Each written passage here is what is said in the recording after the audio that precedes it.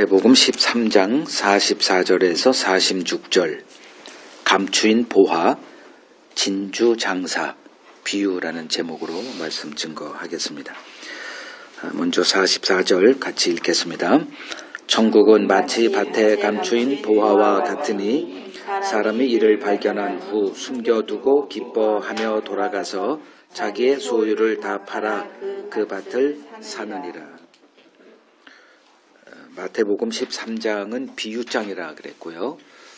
그 13장에 이제 총 7개의 비유가 담겨져 있습니다. 오늘 본문 그 첫 번째 44절은 그 5번째 비유가 되겠고요.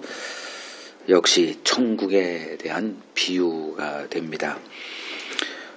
주님이 천국을 어떻게 표현하냐 보면 마치 밭에 감추인 보화와 같다 이렇게 하십니다. 그래서 감추인이라는 그 뜻은 숨겨진, 그래서 비밀로 있는 이제 이런 의미가 되겠습니다. 밭이라고 할 때는 주님이 그 어휘의 값을 알려주셨죠. 마태복음 13장 38절에 밭은 우리가 살고 있는 이 세상이다 이렇게 보면 되겠습니다. 그래서 천국은 어떻게 이 땅에 존재하느냐, 감추어져 있다. 그래서 이것을 천국의 은폐성이다 이렇게 칭합니다. 그 에덴 동산에서 추방된 인간에게 그 에덴 동산의 문을 하나님이 닫아 놓으시죠. 그 그룹들이 이제 화염검, 불검을 들고 이제 그 문을 지켜서 어느 누구도 출입하지 못하게 한다라고 하는 아주 초보적인 이렇게 그 이야기로 우리에게 천국은 어떤 곳이다, 이 세상에서 천국은 어떤 모습으로 존재하고 있는가를 이제 창세기 3장에서는 그렇게 표현하고 있어요. 그 가려져 있는 이유는 딱 하나죠. 창세기 3장 22절에 보면 생명나무 열매를 먹고 영생할까 두렵다 이렇게 표현하고 있습니다. 그래서 천국의 비밀은 누구에게만 허락됩니다. 그래서 마태복음 13장 11절을 보면 너희에게는 허락되었다, 그들에게는 허락되지 않았다, 즉 감추어져 있다 이렇게 말씀하십니다. 자, 이 비유에서 우리가 주목해야 할 이제 2가지가 있습니다. 첫 번째는 천국은 마치 밭에 감추인 보화와 같다. 왜 밭에 감추어져 있을까? 이걸 우리가 풀어야 되고요. 두 번째는 그 보화를 발견한 사람의 그 보인 그 기이한 반응, 요거에 우리가 주목을 해야 합니다.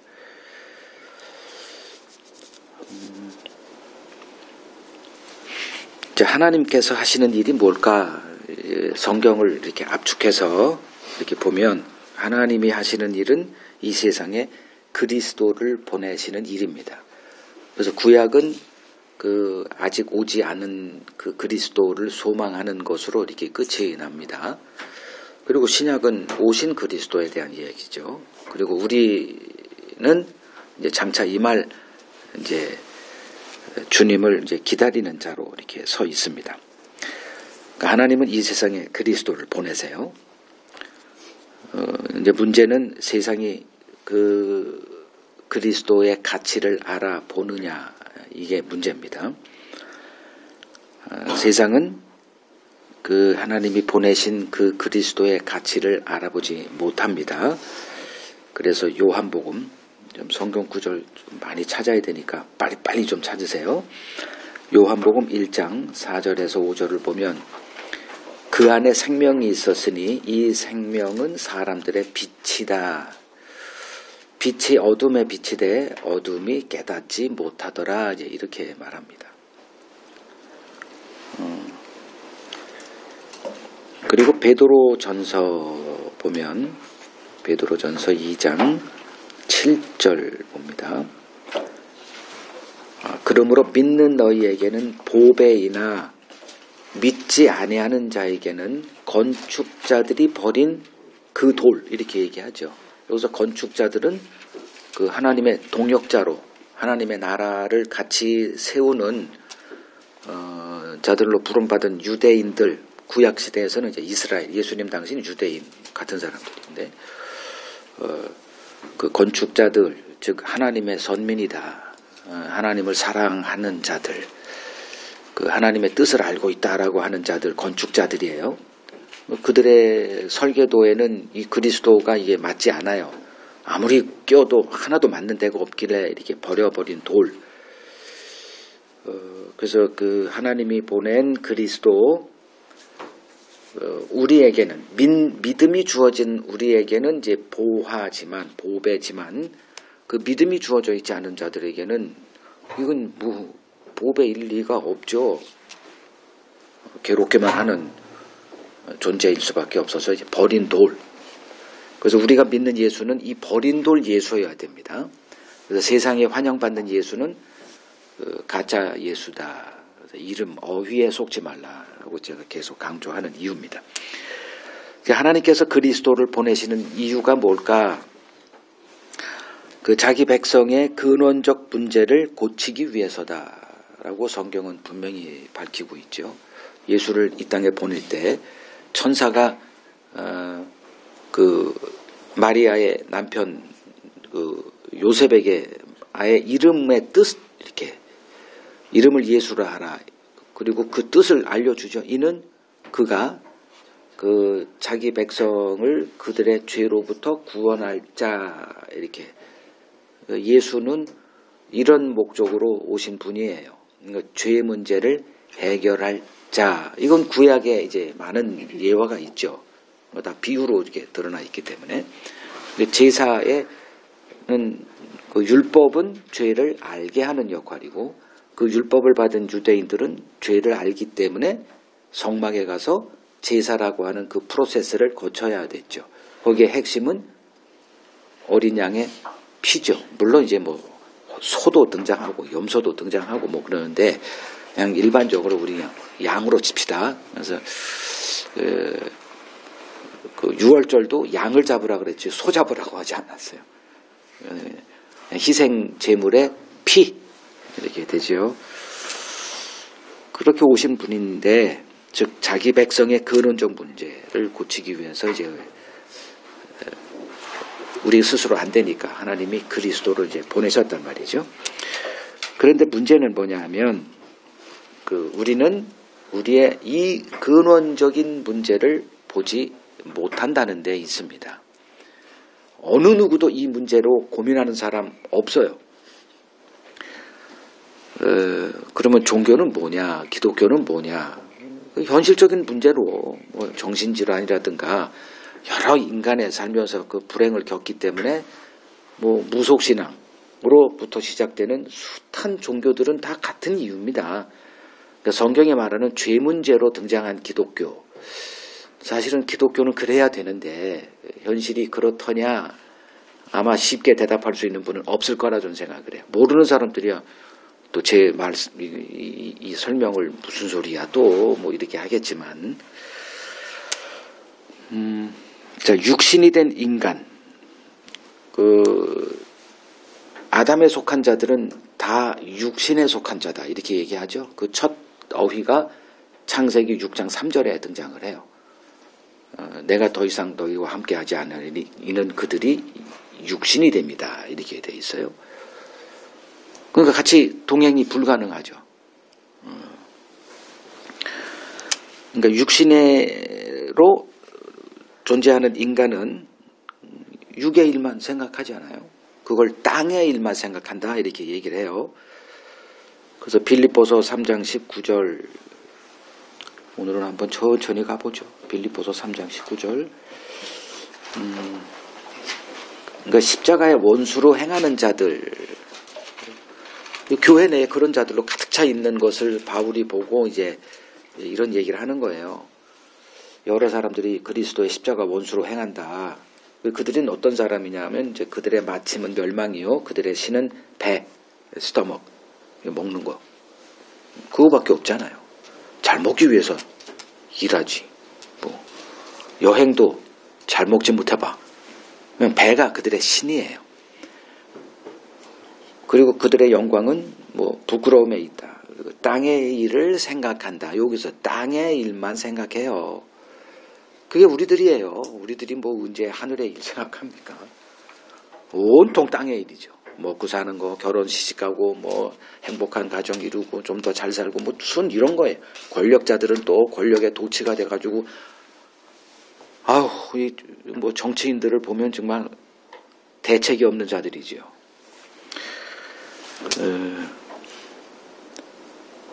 그래서 하나님과 원수된 상태로 존재하는 이 영적 문제를 우리는 일도 생각 못하고 살아갑니다. 하나님은 우리를 어떤 존재로 보는가? 한번 성경을 보죠. 구약 창세기 3장 22절 보면 여호와 하나님이 이르시되 보라 이 사람이, 여기서 아담을 얘기하죠. 인류의 대표자 아담, 우리는 아담에 속한 자들이죠. 그래서 그 아담의 씨를 받은 우리에겐 요 모습이 그대로 이렇게 잠재되어 있는 거예요. 요걸 보시면 돼요. 우리가 인간을 아무리 연구하고 인류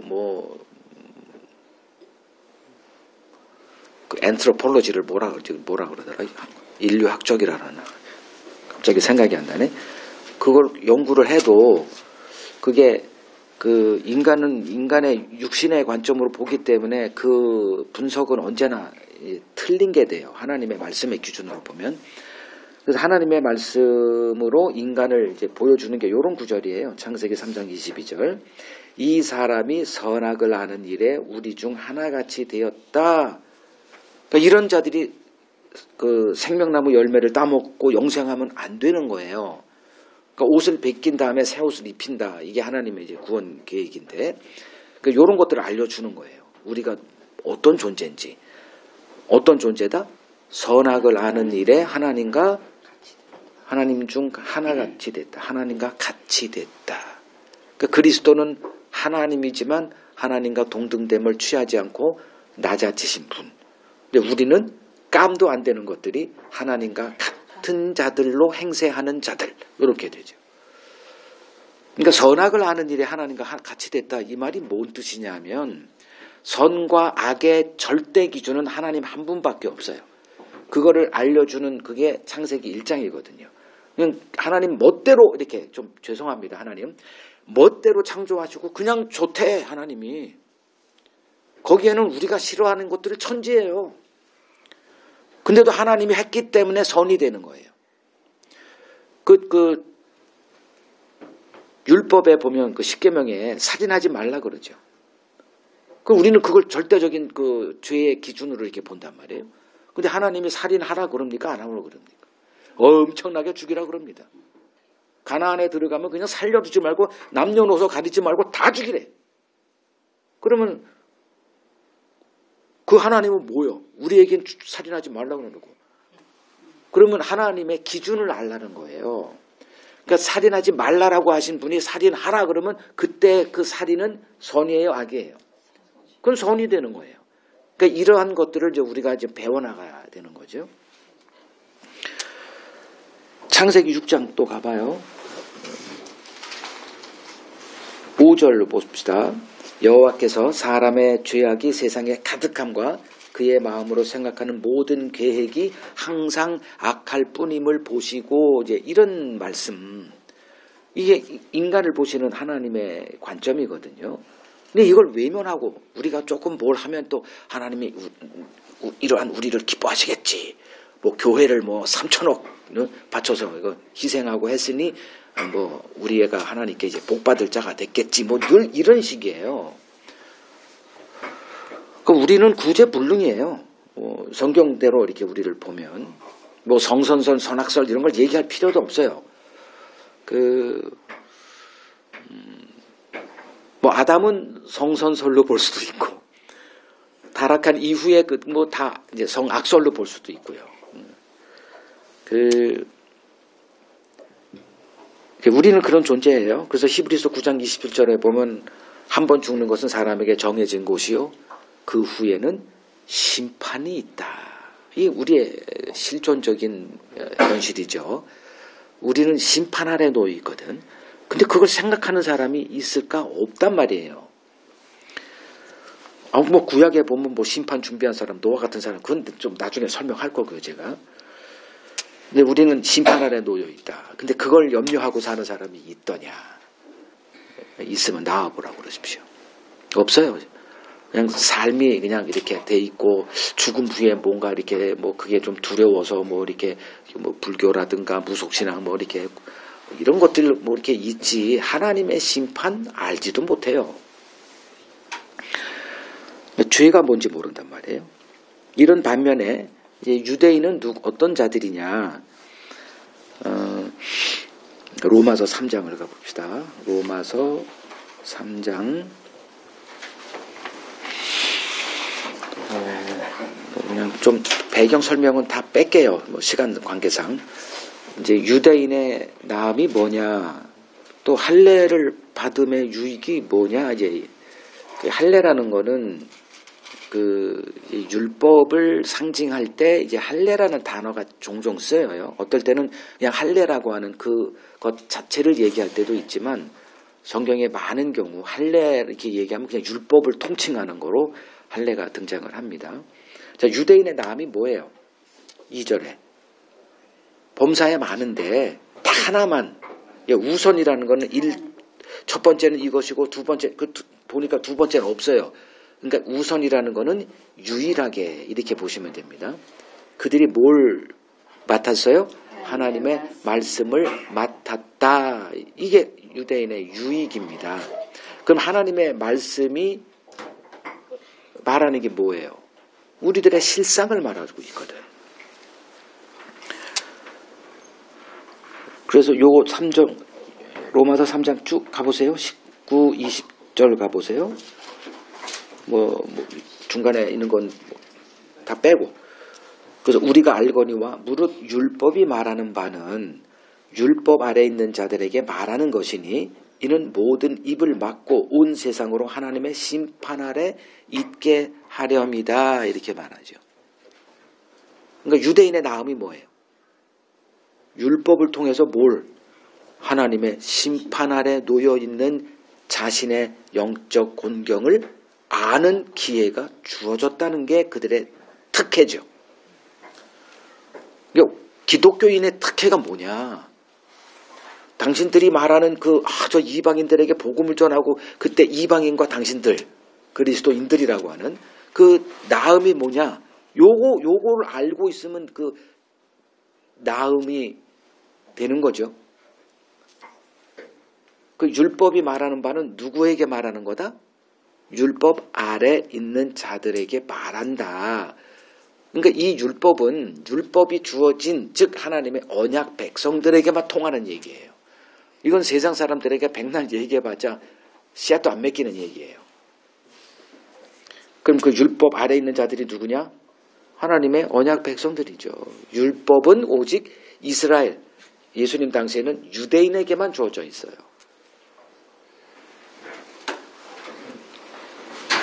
그것을 왜 주었는가? 이제 유대인들을 이제 성경에서 이제 어떻게 표현하냐면 오해한 자들 이렇게 얘기를 합니다. 율법을 오해한 자들. 하나님은 자기 백성을 심판에서 건져내기 위해 그리스도를 보냈다 이렇게 정의할 수 있죠. 그러니까 심판에서 그러니까 심판이 예정된 이 세상에서 그 심판과 참여 상관없는 자로 하기 위해서 뭐해요? 세상에서 나와라가 되는 거죠. 그 세상에서 나온다는 얘기가 뭘까? 이제 이걸 우리가 이제 배워가야 되잖아요. 그 그리스도가 바로 보화라는 그 비유로 여기서 말씀하셨죠. 밭에 감추인 보화다 이렇게. 자, 그러면 이 보화는 노아 시대에는 이제 뭐가 보화였죠? 방주의 그 계획, 그게 이제 보화죠. 방주로 인해서 구원받으니까. 그리고 그 노아 시대 지나고 나서 이제 하나님이 아브라함을 부르시고 애굽에서 건져내시고 시내산에서 그들에게 율법을 줄 때 이스라엘이 이제 등장을 해요. 그럼 이스라엘에게 보화는 뭘까요? 율법이 지향하는 그 짐승의 피죠. 흠없는 짐승의 피가 그들에겐 보배였어요. 여기서 가면 보화. 근데 육에 속한 자들은 그 보화의 가치를 인식하지 못하죠. 이스라엘을 하면 그냥 이 율법이 헌법이기 때문에 그들은 태어나서부터 제사에 익숙한 사람들이에요. 그 엘리 제사장의 두 아들, 두 제사장이지. 그들은 이 피의 그 의미를 모르는 자들이에요.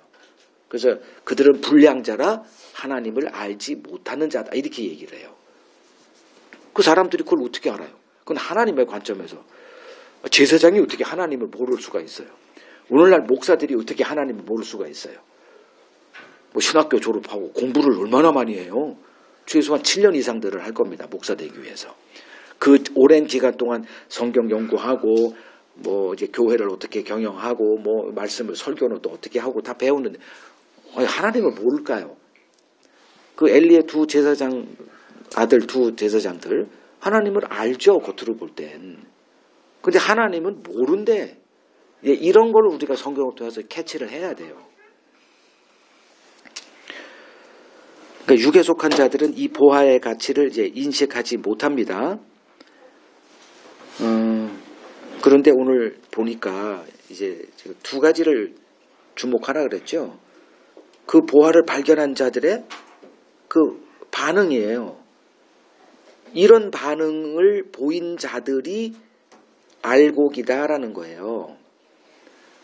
그냥 나 예수 믿어. 그리고 교회 다녀. 이런 것 가지고 허접하게 이렇게 그 기준 잡지 마시고 이런 얘기들 좀 힘들어도 아닌 것 같아. 그래서 또 이게 밀어내지 마시고 그냥 서세요. 뭐 두려워하지 마시고 아닌 것 같은데 그러면 아니고 근데 그렇게 안 하지. 어떻게 하든 간에 기억 그냥 우기잖아요. 그러면 이 반응을 보이는 사람들, 즉 첫 번째 반응이 뭐예요? 기쁨이죠. 그래서 제가 늘 강조하는 거예요. 그리스도인은 어떤 삶의 처지에서도 이 기쁨을 누리는 자들이다. 이건 환경과 아무 상관없어요.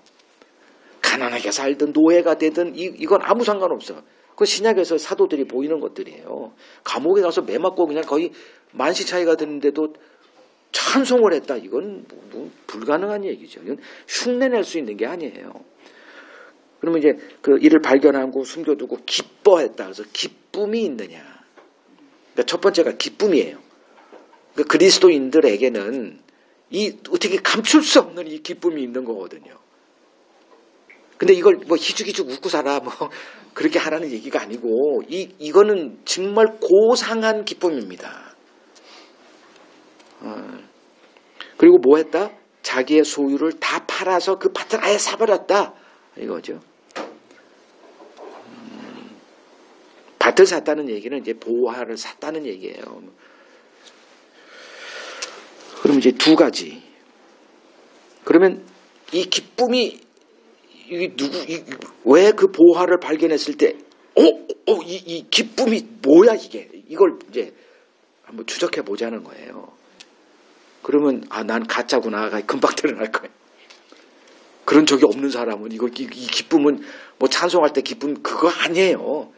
교회 다니면서 이게 뭐 여러 가지 기쁨들이 있죠. 목사들은 교회가 부흥하는 기쁨이 그냥 쏠쏠하거든. 그리고 또 뭐야? 뭔 기쁨들을 교회에서 누리고 계세요? 인맥이죠. 이 세상에서는 없는 인맥이 막 형성되거든. 그 기쁨이 쏠쏠해요. 그리고 뭐 애경사 있을 때 교인들 한 뭐 수백 명이 와봐요. 뭐 대기업 부럽지 않아. 이렇게 그냥 나도 뭐 세상에서 이 정도 지위가 있어. 이거 교회에서 제공해 주는 기쁨이거든요. 그러니까 얘기하는 게 아니고. 그러니까 이 보화의 가치를 보고 기쁨 가운데 자신의 전 소유를 내어놓을 수 있는 사람. 누굴까 이거예요. 누굴까. 그 보화가 뭐길래 그 기쁨 가운데 자기의 모든 것을 내놓을 수 있는 그런 사람으로 변화가 되더냐. 이거 아닌 사람들은 그냥 문화적인 그리스도인, 종교인으로서의 그리스도인, 뭐 이름이야 무슨 뭐 선교사가 됐든 뭐가 됐든 다 사업이잖아요. 비즈니스 아니에요. 가족 비즈니스라고도 하기도 하고. 누구냐 좀 봅시다. 마태복음 9장을 보죠. 마태복음 9장 11절. 그러니까 바리새인이 이제 그 역할을 해주죠, 우리에게. 고마운 분들이에요. 이 사람들이 없었으면 예수의 실체는 드러나지 않습니다. 항상 그런 사람들이 존재해요. 그러니까 이 사람들이 바로 우리들에게 보내진 천사들이다 보시면 됩니다. 여러분들을 괴롭게 하는 사람들 다 천사들이에요. 이 바리새인들이 그런 사람들이에요.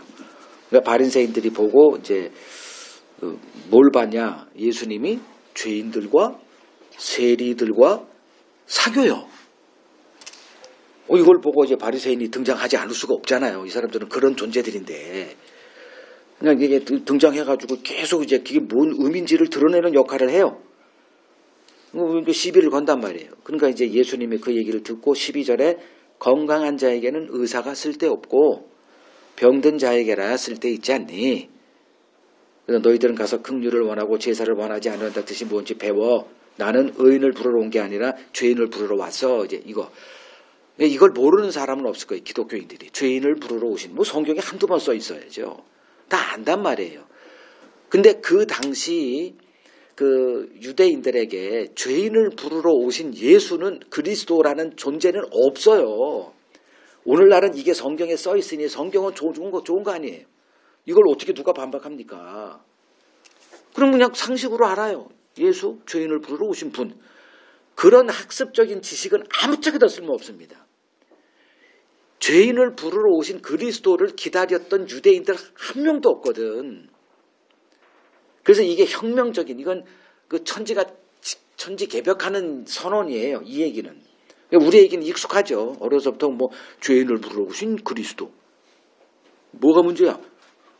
근데 문제가 된다니까요. 누구에게 문제가 되냐? 이렇게 바리새인과 같이 경건하게 삶을 산 자들에게는 문제가 돼버려요. 이게. 이 그리스도가 갑자기 원수가 돼버린다니까요. 그러면 그 그리스도가 보배로 다가와서 이거 큰 기쁨 가운데 자신의 모든 그것을 내어놓을 수 있는 자는 누구냐? 여기 얘기돼 있죠. 예수는 누구로 왔다? 의사로 왔다. 의사는 뭐 하는 사람이에요? 병 고치는 사람이에요. 근데 바리새인들은 왜 예수를 거부했을까? 병이 없다고 생각하는 거죠. 난 건강해. 이게 무슨 소리 하고 있어. 뭐로 건강해? 질병을 얘기하는 게 아니죠. 뭐로 건강해? 의에 있어서 나는 부족함이 없다라고 생각하는 자들이에요. 여기서 이제 자기의가 나오죠. 그러면 자기 의로는 안 되니까 예수는 뭐로 왔다? 하나님의 의로 왔다가 되는 거예요. 그래서 그 로마서에 등장하는 복음에는 하나님의 의가 나타나서 그 로마서 3장 21절에 그러나 이제는 율법 외에 다른 한 의가 나타났다. 이거죠. 그러면 그 기쁨으로 이렇게 그 보화를 발견한 그 기쁨으로 사로잡혀서 어떤 것도 희생할 각오가 돼 있는 사람이란 누구를 말하느냐? 죄의 눈이 열린 자들이죠. 그럼 기독교인들이 이제 이걸 들으면 죄를 모르는 사람이 어디 있어? 그렇게 얘기를 해요. 진짠가요? 죄를 아십니까? 한번 제 주소 알려드릴 테니까 내 앞에 와서 한번 그 시험을 쳐보세요. 아마 열이면 열 다 탈락할 겁니다. 그만큼 한국 교회는 죄가 뭔지 잘 몰라요. 그냥 죄를 그냥 그 뭐 선악과를 따먹은 것도 불순종으로 이렇게 해석을 해요. 그러니까 그걸 더 이상 들어가야 되는데 그게 이제 문제가 되죠.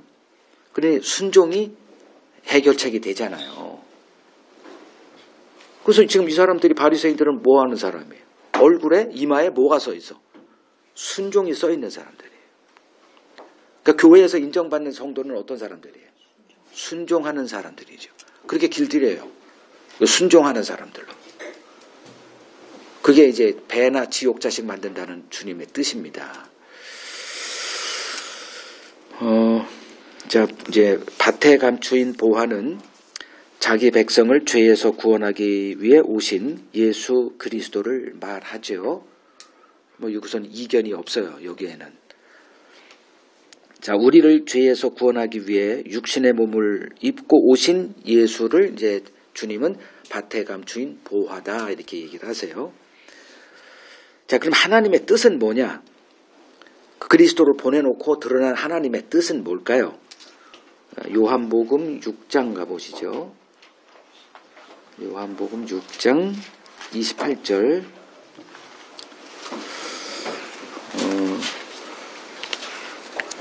그러니까 예수가 누군지 예수님은 자신을 이렇게 표적으로 드러내셨어요.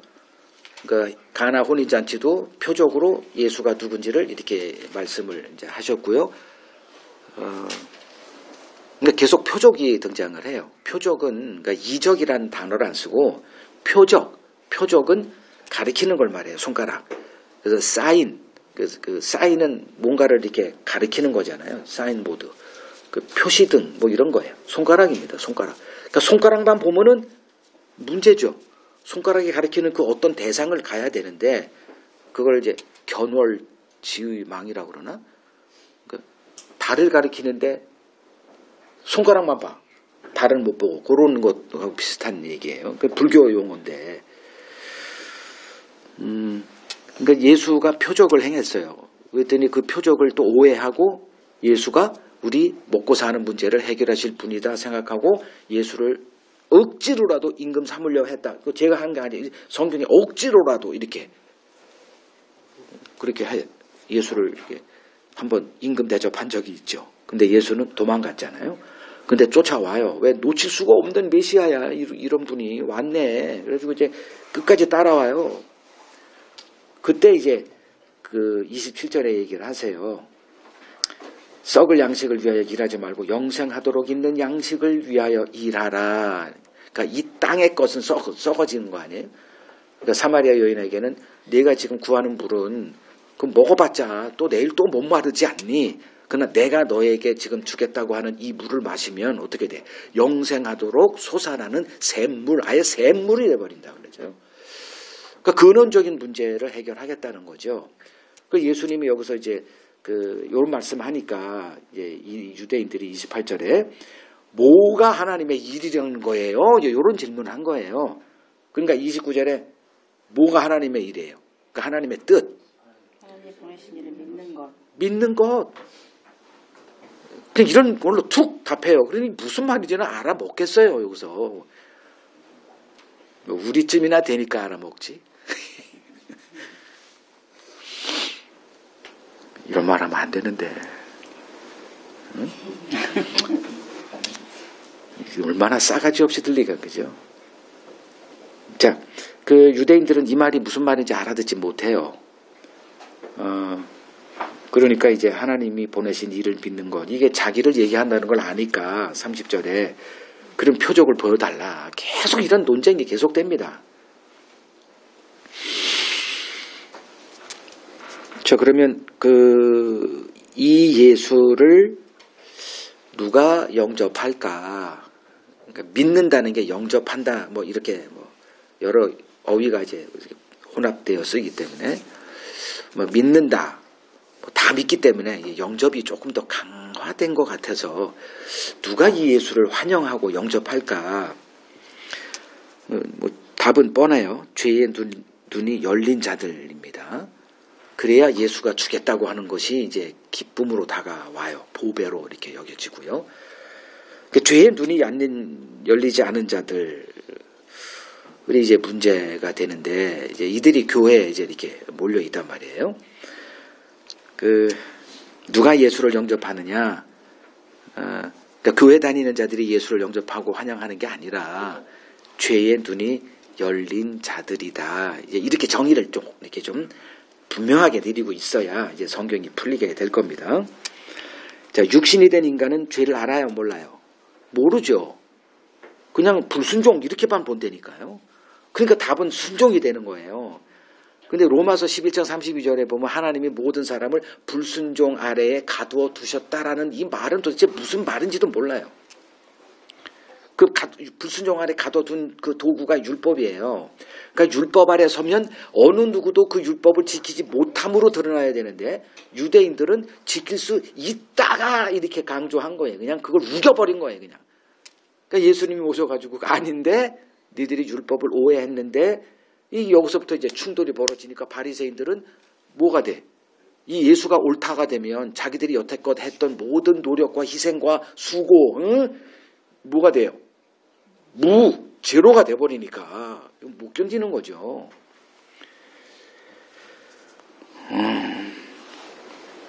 그러니까 육신이 된 인간은 죄를 알지 못해요. 거기에서 하나님이 제시한 답은 뭐죠? 뭐가 와야 죄의 눈이 열립니까? 성령이 와야만 그 죄를 알고 예수를 영접할 수 있죠. 자, 고린도전서 12장 갑니다. 고린도전서 12장 3절을 보면 그러므로 내가 너희에게 알리노니 하나님의 영으로 말하는 자는 누구든지 예수를 저주할 자라 하지 않고 성령으로 아니하고는 누구든지 예수를 주시라 할 수 없다. 이게 그 말이에요. 그냥 뭐 성령 충만 받아야 뭐 이런 얘기가 아니고 성령이 임해야 뭐가 된다? 죄가 뭔지를 알게 돼요. 그게 요한복음 16장 8절에 나와요. 그 다른 보혜사가 와서 할 일에 대해서 얘기를 해요. 죄에 대하여, 의에 대하여, 심판에 대하여 세상을 책망한다. 그러니까 잘못된 것을 바로잡아준다. 다 세상은 죄와 심판과 오해하고 있다. 그걸 하나님의 관점으로 바로잡아준다. 뭐가? 성령이. 예. 그래서 성령이 임하기 전, 예수님이 승천하시기 전까지도 성령이 오지 않았잖아요. 그러니까 성령이 오기 전, 그 어느 누구도 그 죄인을 부르러 오신 예수를 알아보지 못했던 이유가 바로 이거예요. 예수님은 우리가 어느 누구도 따라갈 수 없는 언변의 달인이십니다. 아니, 우리 언어를 창조하신 분이거든. 그냥 말씀이에요, 그분은. 근데도 그분의 설교로 회개하고 돌아온 자 아무도 없어요. 예수님 정도면 할 수 있지 않을까? 안 되는 일이에요. 오직 영을 받아야만 죄의 눈이 열리니까 죄인을 부르러 오신 그 예수가 보이는 거예요. 그래서 그 이전에는 어느 누구도, 사도들도 마찬가지고 그 그리스도를 알아보는 자는 없었다. 그냥 그럼 베드로는 그리스도라고 고백했는데요. 그 의미값은 좀 다른 그리스도예요. 그러니까 그리스도를 알게 된 것은 하나님이 알려줬다 이렇게 얘기했을 뿐이고 그 금방 5분도 못 가서 그게 착각이라는 것, 그 내용은 다르다는 것 금방 드러났고요. 그 세상은 죄인을 불러 회개시키시는 예수를 알아보지 못합니다. 회개란 뭘까요? 그 며칠 전에 제가 이제 어떤 외국인이 이제 외국 목사가 아주 멋있게 설교하는 걸 내가 이렇게 우연히 보게 됐는데 뭐 교회 다닌다고 크리스천이 되는 게 아닙니다. 헌금한다고 크리스천이 되는 게 아닙니다. 그러면서 뭐라고 얘기하냐면 그 회개한 자가 그 크리스천입니다 하면서 회개란 죄에서 터닝 이렇게 턴어라운 뭐 이렇게 하면서 하나님께로 나가는 거 이렇게 멋있게 얘기를 하는데 저 사람이 죄가 뭔지는 알고 저렇게 얘기하는 걸까? 그러니까 행위가 그러니까 교회 다니는 행위 이게 아니라 회개 행위로 또 이렇게 얘기를 해요. 저 사람은 아직도 옛 언약에 있는 목사구나. 난 이름도 몰라 그 사람이 누군지. 근데 워낙 멋있고 잘생겼어. 음악도 배경음악 쫙 깔고 이렇게 유튜브에 올라와 있길래 뭐 이렇게 봤는데 회개란 뉘우침이 아니라요. 죄의 눈이 열리는 걸 얘기를 해요. 그러니까 그러니까 죄의 눈이 열리면 그냥 회개로 나아가게 돼 있어요. 뭐 해라 마라가 필요 없어요. 그건. 그러면 죄의 눈이 열리는 걸 누구 몫이에요? 우리 몫이 아닌데 회개하십시오. 이게 말이나 되는 소리냐. 이거는 이제 성경 문자에 그냥 성경은 뭐 그렇게 얘기하니까 무슨 의미인지를 알아야죠. 자, 유대인들이 기다리고 있던 그리스도는 죄인을 멸하고 의인을 찾아와 보상해 주는 그리스도였죠. 그래서 세례 요한조차 사람들에게 회개에 합당한 열매를 맺어라 이렇게 요구했다니까요. 그런데 예수는 그들에게 자신이 하늘에서 내려온 생명의 떡이니 내 살을 먹고 내 피를 마시고 영생을 얻으라 이런 다른 얘기를 하셨어요. 그러니까 죄를 알지 못한 유대인들은 이 말을 아무도 이해 못했죠. 이 말을 누가 받을 수 있냐 이 얘기는 뭔 말인지 못 알아듣겠다. 예수하고 좀 이렇게 좀 이적을 행할 때는 너무 좋은 분으로 보여요. 근데 대화를 하면은 도대체 가까이 갈 수가 없는 분이야. 여러분 그런 사람이 있죠? 가까이 하기에는 너무나 먼 당신. 예수가 그런 분이에요. 너무 멋있어.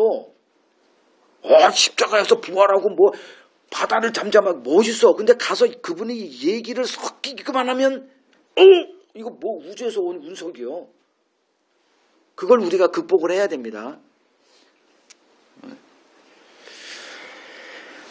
그래서 이제 다 떠났죠. 이해는 안 되는 사람하고 어떻게 사깁니까? 겉으로 볼 때 아마 연애할 때 그럴 거예요. 연애할 때는 다 좋죠. 왜? 어디서 만나? 밖에서 만나잖아요. 밖은 내 실체가 가려진 곳이에요. 거기는 다 즐겁죠. 뭐가 보여? 그리고 결혼은 어떤 세계예요? 안의 세계죠. 거기서 이제 가까이 하기에 너무 먼 당신이 이제 드러나는 거예요. 그래서 연애를 아무리 오래 해도 알기는 어렵다. 제 경험치입니다. 뭐 팁 하나 드려요.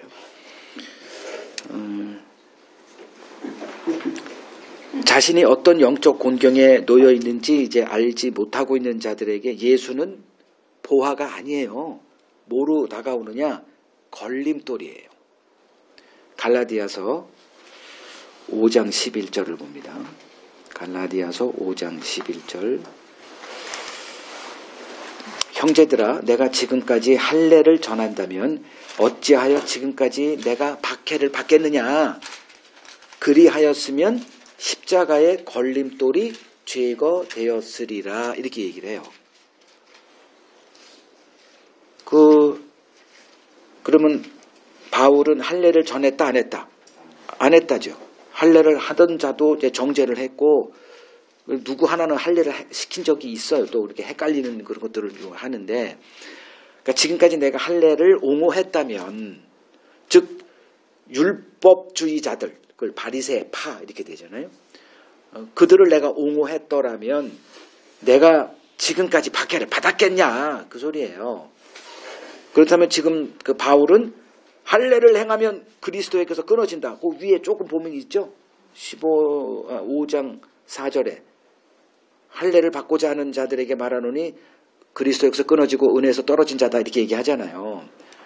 그럼 할례를 받지 말아라 이제 이런 얘기를 한 거예요. 그 받고 안 받고의 문제가 아니라 그게 무슨 의미인지를 계속 파고 들어간 거거든요. 그러니까 이게 그 사도들이 이제 이렇게 싸워야 했던 이 그 논쟁의 실체들이에요. 쉽지 않은 싸움이죠. 그러니까 누가 그 살기가 바빠 죽겠는데 이런 논쟁을 하고 있겠냐. 근데 이걸 해야 되거든.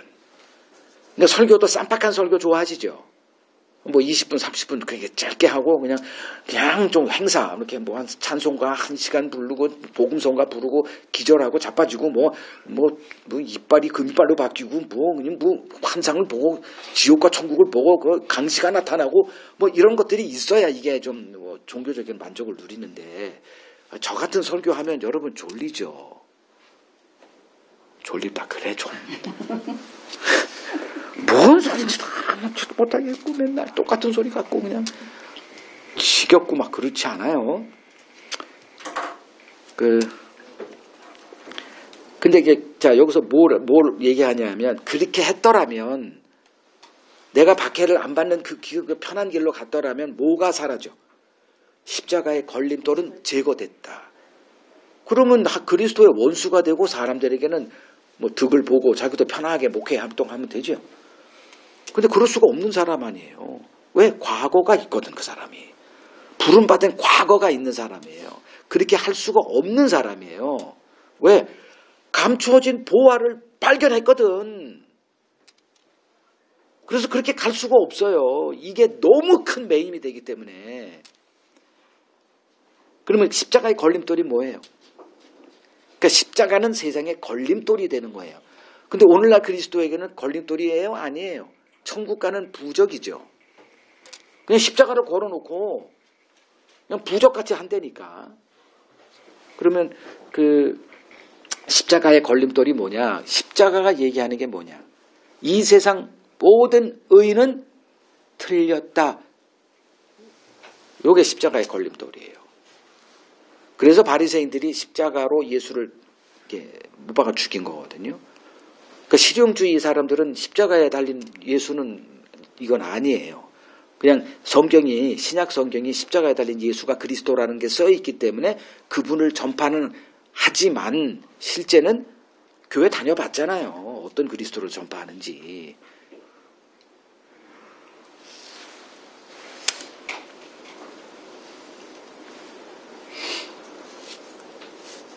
자, 이제 두 사례를 제가 언급해 드릴게요. 요거로 이렇게 좀 그 감추인 그 보화를 발견한 사람, 그러니까 그리스도인은 누구냐? 감추인 보화를 발견한 자예요. 그래서 그 증거물이 뭐냐? 요 기쁨과 자기 소유를 다 팔아 자기 모든 것을 다 내어놓을 수 있는 요 두 가지 증거물이에요. 이게 중요하지. 나 발견했어. 그거 뭐 누구나 다 얘기하죠. 나 예수 믿어. 누가 못해요. 근데 예수를 믿는다는 게 도대체 무슨 얘기냐. 이 증거물이 있는 것. 예수님 대화해 보세요. 지금 처음에는 뭐 믿으라 그러면 다 천국 가죠. 그죠? 하나님이 세상을 이처럼 사랑하사 독생자 예수를 그러세요. 근데 믿는 자마다 뭐 심판하지 않고 영생을 뭐 이거 모르는 사람이 어디 있어? 그럼 믿어. 그럴 게 아니라니까. 좀 더 들어가면 이런 얘기가 있는 거예요. 이걸 찾아서 이제 우리가 이제 나를 확인하는 거죠. 내가 진정한 그리스도인인가? 내 믿음이 참 믿음인가? 이런 확증하는 작업을 이제 하는 거잖아요. 또 두 사례를 보여드릴게요. 첫 사례가 그 누가복음 7장에 나옵니다. 보세요. 누가복음 7장 36절. 내용이 좀 긴데 요약만 할게요. 그러니까 바리새인 어떤 한 사람이 예수를 이렇게 초대합니다. 식사 초대해요. 그러니까 제자들도 함께 가죠. 그러면 이제 거기에 장면이 딱 플랫폼이 마련됐어요. 어떤 일이 벌어지느냐? 식사 도중에 어떤 한 여인이 갑자기 찾아와. 그러니까 이 바리새인은 딱 아는 거예요. 그리고서 이제 지켜보는 겁니다. 예수가 또 이 여자를 어떻게 알아나 차릴까? 선지자라고 하니 알겠지? 뭐 이렇게. 근데 이 여자가 와서 뭐예요? 그냥 눈물 흘리고 눈물이 그냥 예수의 발을 다 적셔. 그리고서 뭐해요? 38절. 그러니까 울며 눈물로 그 발을 적셔. 이게 이렇게 할 수 있습니까? 여러분 이런 눈물 흘려봤어요? 예수 믿고? 나는 흘려봤다니까. 대야로.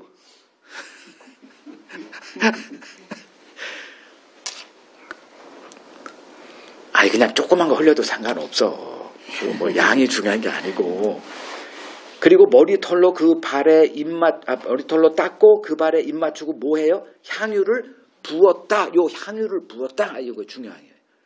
그러니까 유대인의 그 문화적인 그 관습을 알아야 이게 무슨 의미인지를 알아요.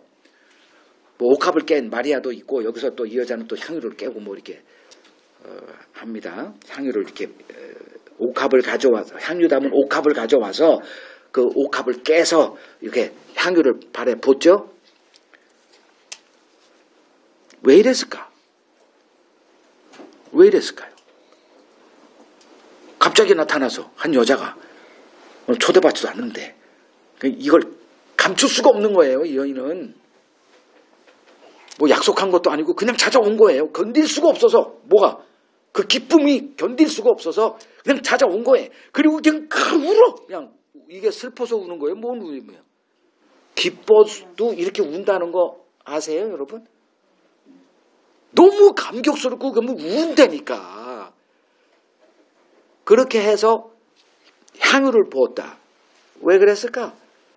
아니, 뭐 이유가 뻔하죠. 예수님이 돌아다니면서 뭐 했어요? 말씀을 전파하셨죠. 뭔 얘기를 하셨어요, 예수님이? 한마디로 얘기하면 회개하라, 천국이 가까웠다 이거예요. 이거는 들어보지 못한 얘기예요. 물론 회개에 뭐 그 구약에 그렇게 하지만 지금 유대인들, 즉 그 유대인들의 그 종교적인 그 신앙 체제를 가르쳤던 사람들이 바리새인들이에요. 서기관들이 그걸 만들었고 그거를 그러니까 머리에 놓고 그걸 실천해 보였던 사람들이 바리새인. 그럼 이제 서기관과 바리새인들은 뭘 가르쳤냐 하면 천국 준비를 뭘 쌓는 거로 천국 준비를 하라 그랬어요. 자기 의를 쌓는 그 길, 즉 율법 행함, 율법 순종, 뭐 율법 실천, 오늘날 성경대로 이거예요.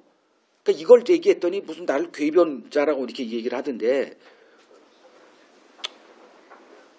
뭐 궤변이지 뭐 안 들리는 사람에게. 그러니까 바리새인들이 그런 사람들이었어요. 그렇게 그러한 이제 신앙 체제 속에서 이 여인 누구요? 서기관이 이 바리새인이 예수를 딱 보는 순간에 이 예수가 누군지 이 여인이 누군지 알고 예수가 왜 저래? 이랬으면 그냥 딱 봐도 죄인인 거예요. 어떤 죄인? 몸 파는 여자. 그 당시 너무 가난했어요. 유대 당시, 예수님 당시 유대인들은 로마 식민지에 있어서 거의 50%가 세금으로 뜯겨갔다고 합니다. 200만 원 벌면 100만 원 뜯겨가고 100만 원 가지고 11조 내고 스마트폰 그 값 내고 그 미쳐버리니까 않고 영화도 봐야 되고 넷플릭스도 봐야 되고 외식도 해야 되고 여행도 가야 되고 돌아버리지. 아무것도 못하는 거예요. 그러니 이제 그 가난하게 사는 여자들은 뭐 하고 살아? 살 수 있는 길이 몸 파는 거죠. 그 몸 팔면서 사는 이 여인에게 그 서기관과 바리새인들이 가르쳤던 그 신앙 체제는 로 안에서는 천국문은 그 여자에게 어떻게 된 천국문이요?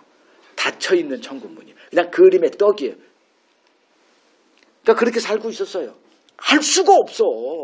애당초 불가능한 거예요. 경건한 삶은 이 여인에게. 해도 이상해. 그죠? 해도 이상한 거야. 그러니 안 해. 그냥 이 땅에서 그냥 그럭저럭 살다가 지옥 가면 돼. 그냥 이렇게 사는 사람이에요.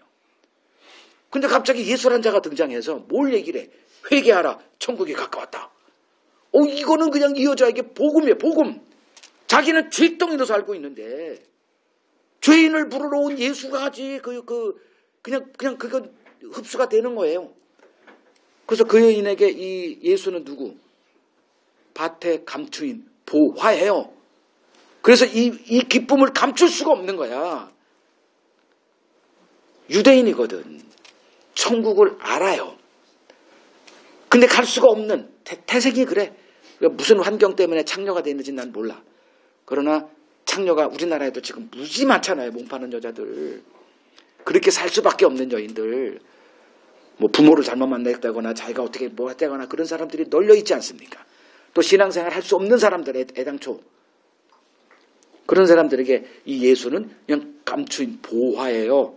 그걸 발견하고 그 기쁨 속에서 이제 찾아와서 너무 이 기쁨이 겨워서 그냥 우는 거예요. 너무 감사해서. 그리고 향유를 부었다.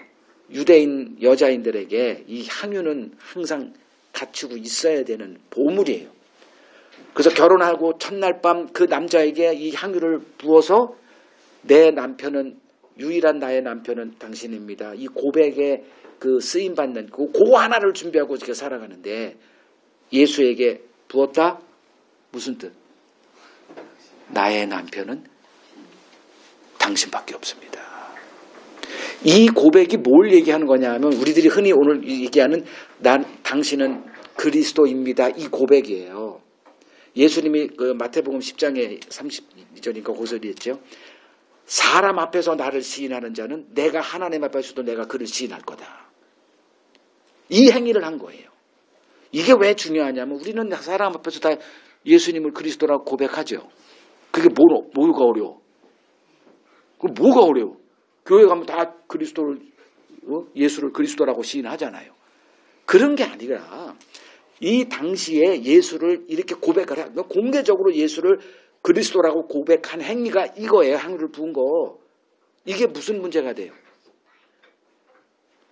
지금 예수는 바리새인들이 그 당시 종교를 지배하는 오늘날 교단과 같은 자들인데 그 앞에서 예수를 그리스도라고 시인하는 행위를 공개적으로 했으니 이 여인의 삶은 앞으로 어떻게 됐을까요? 고난이죠. 가뜩이나 힘들어 죽겠는데. 그냥 뭐 해피엔딩으로 끝날 거다? 물론 영적으로는 해피엔딩이지. 그러나 그녀의 현실적인 삶은 더 나락으로 떨어졌을 거다. 뭐 때문에? 감추인 보화를 발견했기 때문에 그렇습니다. 자, 둘째 사례 볼게요. 디모데 전서 갑니다. 디모데 전서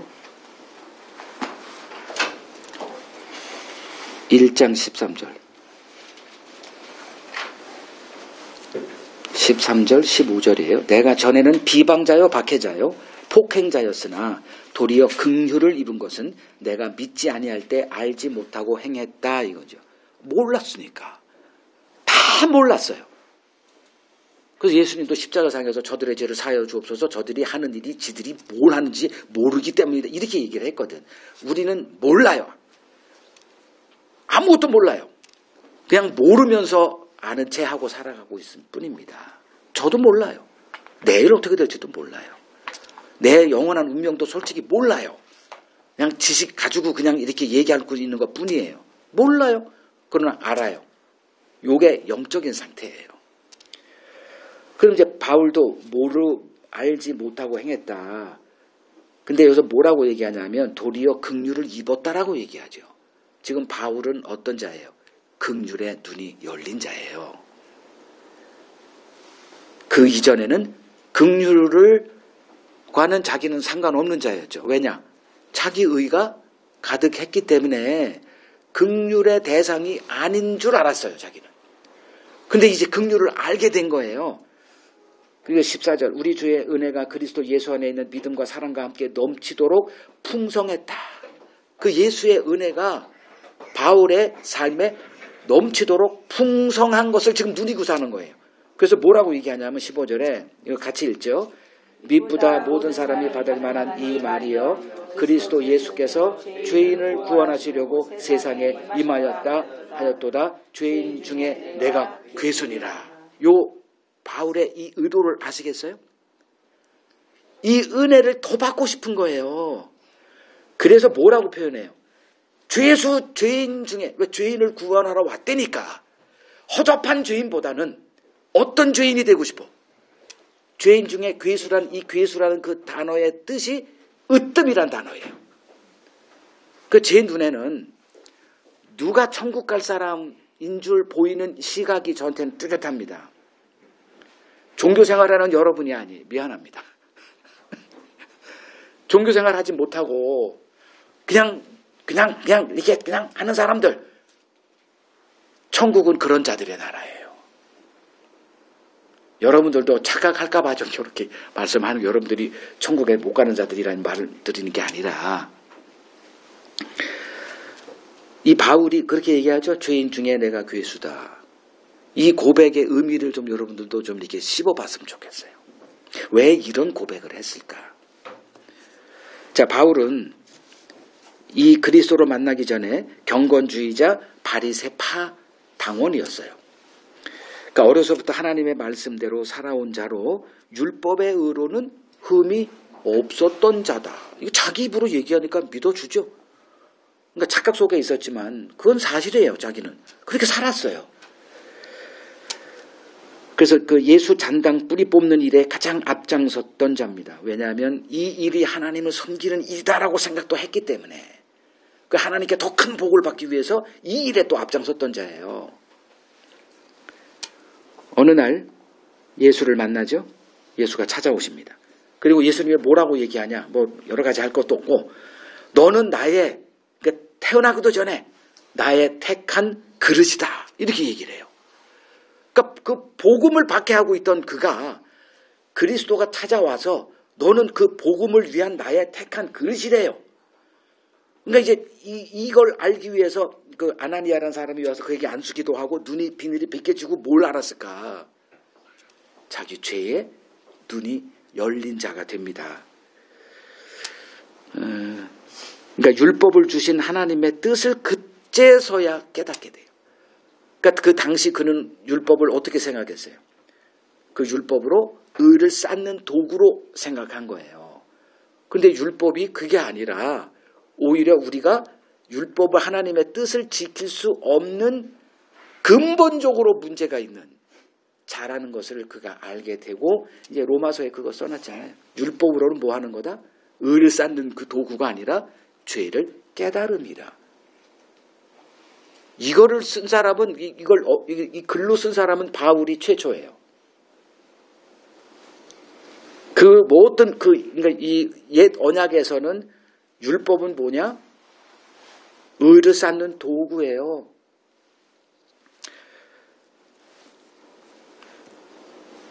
그래서 이제 밭에 감추인 보화를 발견한 이후 바울은 이제 자신의 전 생애를 예수에게 그대로 바치게 됩니다.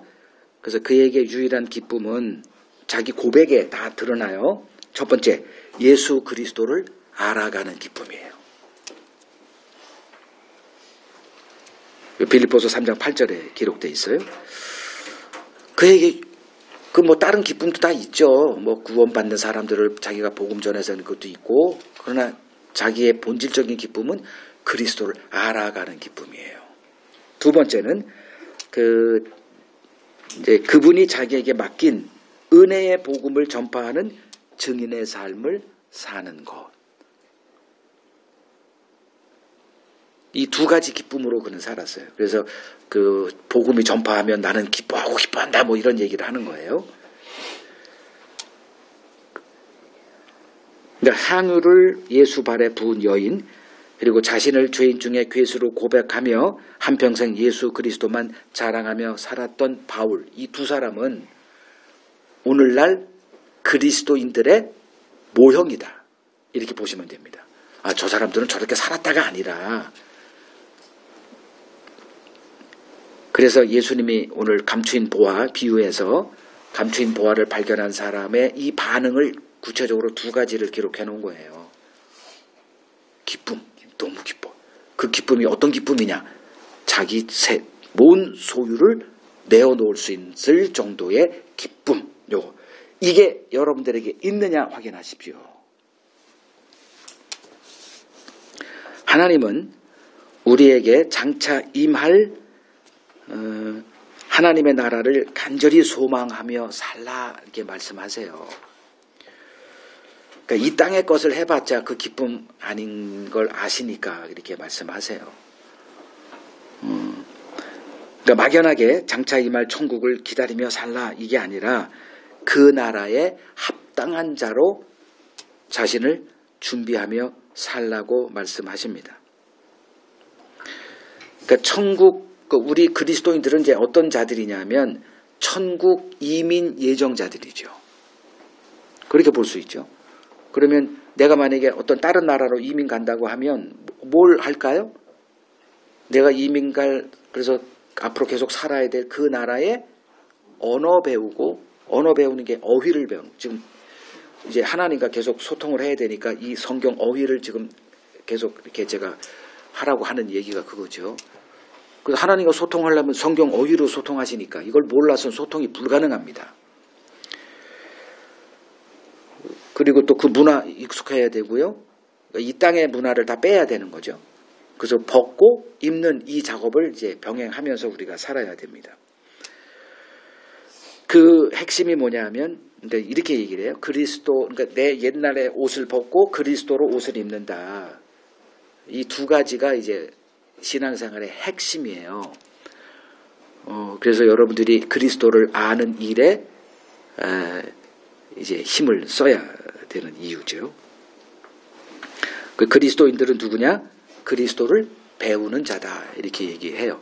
그래서 에베소서 4장 20절에 너희는 그리스도를 그렇게 배우지 않았다 이런 얘기를 합니다. 그리스도인들은 그리스도를 배우는 자예요. 왜 그리스도를 배워야 되나? 그게 천국 준비니까. 사람들에게 천국은 죽어서 얻어지는 미래 가치죠.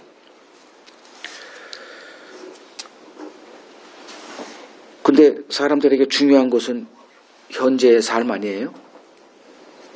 그러니까 우리가 이 땅에서 길들여진 거죠. 이 땅의 삶에 길들여져 있단 말이에요. 그럼 이제 에서 예를 들면 에서가 장자권을 판 이유가 뭐예요? 당장 배고파서. 장자권은 현재 가치예요? 미래 가치예요? 팥죽 한 그릇은 현재 가치죠. 그 사람들이 현재 가치를 추구하는 에서와 같지 않아요? 그 여러분들의 삶은 어때요? 여러분들은 뭐 별거예요? 여러분들도 에서 아니에요? 여러분들도 팥죽 한 그릇에 장자권 팔자들 아닙니까? 그게 우리들이에요. 근데 우리를 그 장자권을 얻기 위해서 다른 걸 다 내놓을 수 있는 자들로 바꿔놓는 하나님의 그 기술이 기가 막히잖아요. 이 불가능한 우리를 하나님이 바꿔놔. 이거는 하나님만 할 수 있는 거예요. 그게 이제 그 다음 비유의 핵심 내용입니다. 자, 오늘날 기독교인들 가운데 향유를 부은 여인이나 그리스도를 위해서 자기의 모든 것을 걸었던 바울의 삶을 사는 자들이 얼마나 될까요? 그러니까 대부분 그 십자가의 원수로 땅의 것만 보고 살아가는 그 모습을 확인하는 게 교회 아닌가요? 여러분 교회를 보세요. 어떤 그 설교들이 쏟아지고 있는가. 그리고 그들의 사고방식이 어떻게 되고 있는가. 자, 이 비유를 통해서 하나님은 천국을 어떤 자들로 채우실까를 놓치면 안 됩니다. 그냥 예수 믿고 교회 다니고 이런 자들이 천국에 이렇게 다 구성원이다. 아이고 아니에요. 이런 자들로 채우세요. 이 기쁨으로 모든 것을 내어놓을 수 있는 사람. 이런 자들로 천국이 채워진다. 그러면 여러분들이 좀 생각을 달리 해야 됩니다. 여태껏 알았던 천국은 그게 아니에요. 그러면 앞으로 우리가 이렇게 주어질 우리가 천국 상속자니까 그 영원히 우리가 이렇게 누려야 될 그 천국은 어떤 곳일까 좀 생각을 해보라는 겁니다. 두 번째 비유 봅니다. 45절 46절 읽겠습니다. 또 천국은 마치 좋은 진주를 구하는 장사와 같으니 극히 값진 진주 하나를 발견함에 가서 자기 소유를 다 팔아 그 진주를 사느니라. 이제 여섯 번째 비유입니다. 네, 다음 주에 그물 비유 이제 마지막 비유로 이제 끝을 내는데, 자, 천국은 좋은 진주를 구하는 장사와 같다 이렇게 말씀하세요. 자, 진주 장사가 하는 일은 좋은 진주를 찾는 일이에요. 그러니까 세상을 돌아다녀요. 그러니까 극히 값진 진주 하나를 발견합니다. 뭐해요? 자기 소유를 다 팔아 그 진주를 사요. 뭐 그 감추인 보호와 비슷한데 내용은 좀 달라요. 자, 진주를 구하는 장사란 잃은 양을 찾기 위해 인간의 몸을 입고 이 세상에 오신 그리스도를 말합니다. 그가 발견한 극히 값진 진주란 누굴까요? 하나님의 택한 언약 백성들을 말합니다. 그의 눈에 우리가 뭐라는 거예요? 극히 값진 진주 이렇게 얘기를 해요. 그 진주가 어떻게 생성되는지는 뭐 다들 아시죠? 그 조개가 모래를 삼켜가지고 그 모래의 그 고통을 겪고 견뎌내고 그 피 흘리고 뭐 한 그 결과물이 진주라고 합니다. 이렇게. 그 예수님은 자신의 잃은 양을 찾기까지 결코 쉬지 않으시죠. 그게 이제 누가복음 15장 4절. 찾기까지 찾는다 이렇게 되어 있어요. 그 이유는 뭘까요? 그들이 극히 값진 진주이기 때문에 그렇습니다. 자, 잃은 양은 양 100마리가 있어요. 잃은 양은 그 어떤 존재일까요? 목자에게. 귀찮은 존재야. 말썽, 그냥 이게 그냥 버리고 갈 만한 그런 존재예요. 똑똑하지도 않아. 지 혼자 똑똑하대. 그 목자를 안 따라.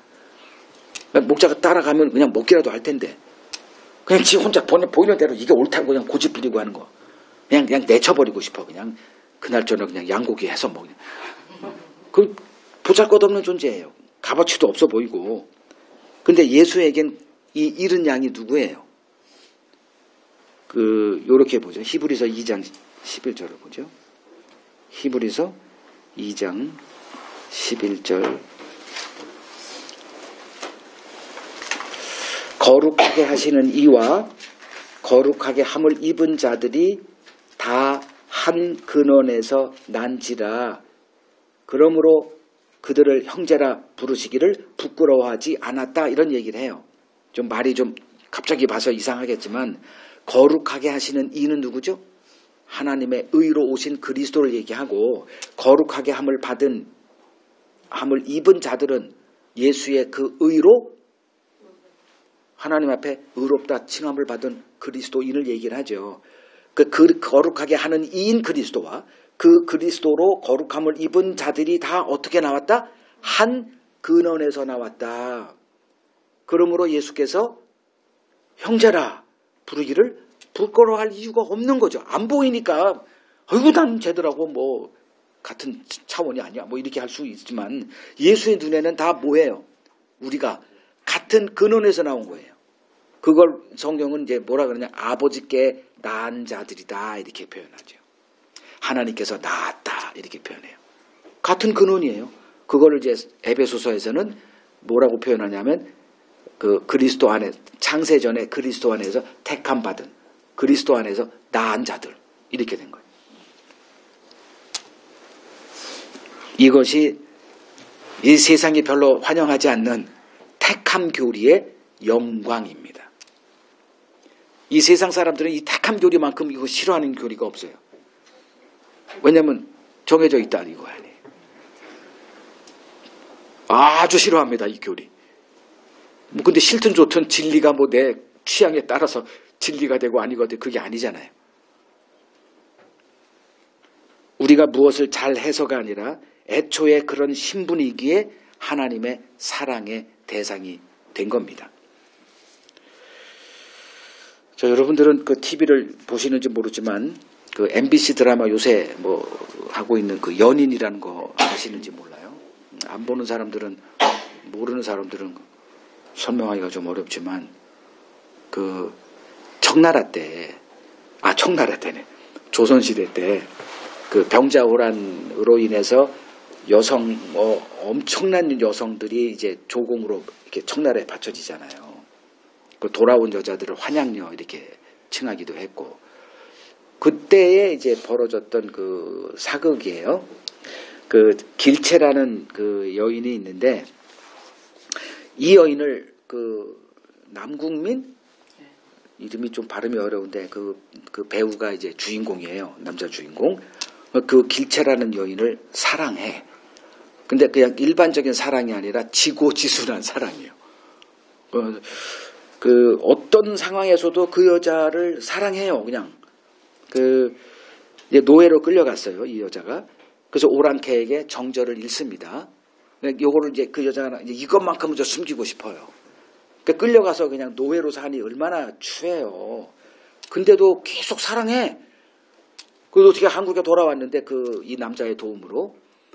그래서 그 여인이 이제 계속 나는 너를 사랑할 거야. 뭐 계속 사랑해. 그때도 사랑했고 지금도 사랑하고 그래서 그런 고백하니까 양심에 찔리니까 나 오랑캐에게 어떤 일이 있었어. 이 고백을 해요. 그럼에도 그냥 고생했겠네. 껴안아주고 나의 사랑은 안 변해. 이런 사랑. 이게 현실적으로 가능한지 난 모르지만 그 드라마에서는 뭐 애틋한 사랑 이런 거 보면서 즐길 수 있죠. 근데 그리스도가 우리를 사랑한 그 사랑은 이 사랑에 비할 수 없습니다. 그러니까 이 길체라는 여인이 청나라 포로 신세로 극한의 고통, 가난, 조롱, 돌아와서도 환양녀라고 하는 그 오랑캐에게 몸 바친 다 그렇게 그냥 인식이 돼서 그냥 쓰레기 취급받아요. 왕이 잘못한 건데 백성들이 고생을 한 거죠. 근데 그 여인이 끝까지 버틸 수 있었던 여인은 자신을 향한 그 남자의 지고지순한 그 한결같은 사랑 때문이었어요. 그럼 그리스도 있는 어떤 자들이냐? 우리는 그보다 더한 사랑을 지금 누리고 있는 자들이에요. 그 로마서 5장 가죠. 로마서 5장 7절에서 8절. 의인을 위하여 죽는 자가 쉽지 않고 선인을 위하여 용감히 죽는 자가 혹 있거니와, 혹은 자기 눈에 맞아서 그 길체를 사랑했던 그 남자의 사랑도 있거니와. 8절. 우리가 아직 죄인 되었을 때 그리스도께서 우리를 위하여 죽으심으로 하나님께서 우리에 대한 자기의 사랑을 확증했다 이거예요. 죄인을 사랑하는 사람은 없습니다. 죄인은 누구냐? 배신자예요. 믿는 도끼에 발등지키는 그 일만 하는 자들을 말해요. 태어나서부터 영모자들이에요. 우리는 하나님을 죽인 자들입니다. 근데 하나님은 그럼에도 불구하고 우리를 사랑했다가 돼요. 하나님은 만물을 창조하기 전에 어느 누구도 상상하지 못하는 이 러브 스토리를 쓰고 계셨어요. 우리 눈에 보이는 이 세상 역사에는 이러한 러브 스토리는 존재하지 않습니다. 세상 역사엔 배신과 복수로 점철되어 있어요.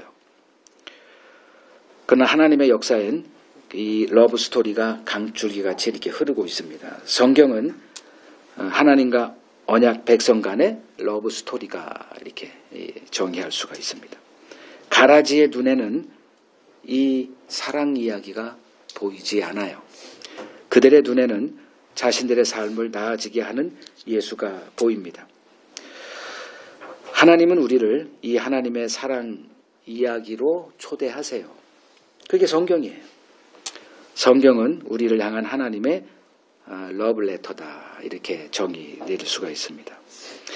그 사랑을 받은 자들이 있기에 삶의 어떠한 현실에서도 이를 능히 견디어내는 자들입니다.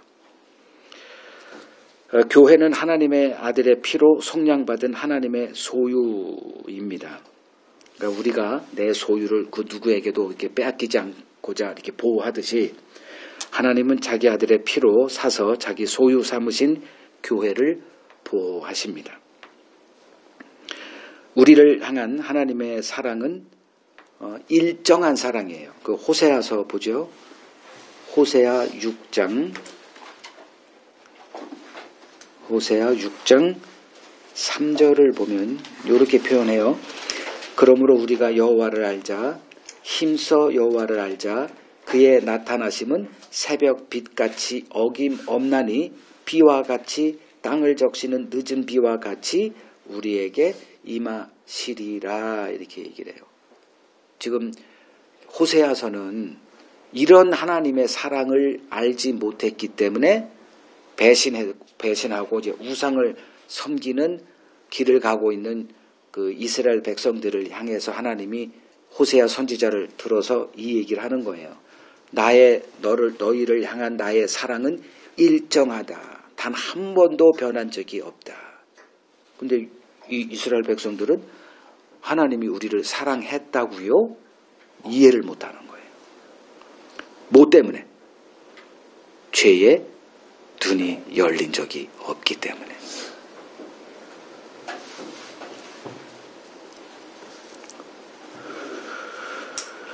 우리가 어떤 삶을 살아도 우리를 향한 하나님의 사랑은 변함이 없습니다.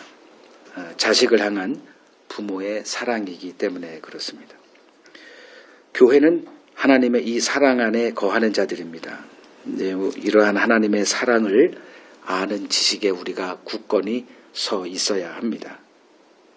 말씀 묵상하는 거 게을리하지 않기를 바랍니다.